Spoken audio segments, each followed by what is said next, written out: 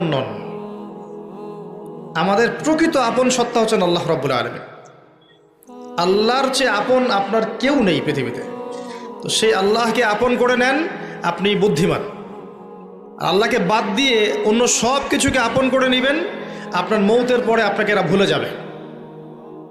আপনার মৃত্যুর পরে এরা আপনাকে খুব বেশি দিন মনে রাখবে বলে মনে হয় না, রাখলেও বছরে বছরে একদিন। কিন্তু আল্লাহ রাব্বুল আলামিন একটা মুহূর্ত আপনাকে ভুলে থাকবেন না।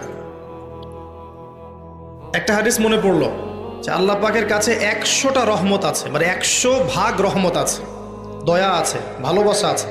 তার মধ্যে 1 ভাগ তিনি সৃষ্টি জগতের মধ্যে দিয়েছেন।